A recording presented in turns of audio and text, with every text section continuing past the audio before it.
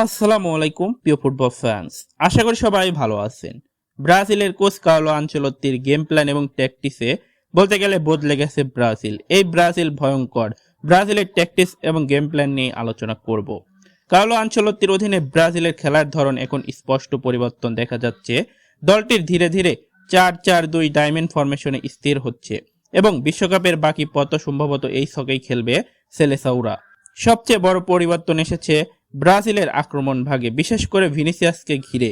আগে ব্রাজিলের আক্রমণের মূল ভরসা ছিলেন ভিনি, তাকে উইংয়ে বল দেওয়া হতে এরপর তার গতি এবং ডিভিলেনের মাধ্যমে আক্রমণে এগিয়ে যাওয়ার দায়িত্ব থাকতো ভিনির কাঁধে। এখন চিত্রটা ভিন্ন, বেশি খেলছেন ভিতরের দিকে ভিনিসিয়াস জুনিয়র, যেখানে ডিবক্সের ভিতর থেকে ডিফেন্স ভেঙে বলতে গেলে ভিতরে ঢোকার চেষ্টা করছেন ভিনিসিয়াস জুনিয়র। এর ফলে ব্রাজিলের আক্রমণ ভাগ পরিচালনার দায়িত্ব বদলে গেছে। আগে ভিনিসিয়াস ছিলেন আক্রমণের কেন্দ্রবিন্দু, এখন সেই দায়িত্ব ভাগ করে নিচ্ছেন ব্রাজিলিয়ান বলতে গেলে Lucas Paqueta, Matthews কুনহারা।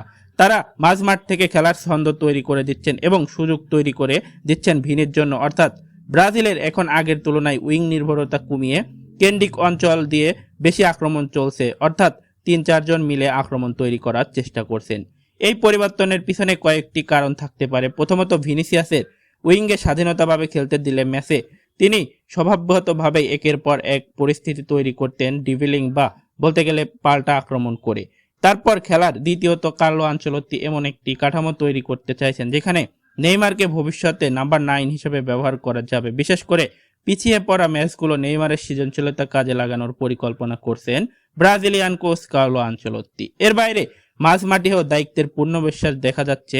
Lucas Paqueta অনেক সময় ক্যাসমিরোর পাশে নেমে এসে খেলছে এবং গড়ে তুলছে সাহায্য। অন্যদিকে ব্রুনো গুইমারেস আক্রমণ ভাগে আরো বেশি দৌড়ে দিচ্ছেন। কুনহা যখন নিচে নেমে এসে বল নিচ্ছেন তখন প্রতিপক্ষের সেন্টার ব্যাকরা নিজের অবস্থান ছাড়তে বাধ্য হচ্ছেন। সেই ফাঁকা জায়গায় কাজে লাগাচ্ছেন ব্রুনো গুইমারেস। এটা একটা বলতে গেলে কার্লো আনচেলত্তির মাস্টার মাইন্ড।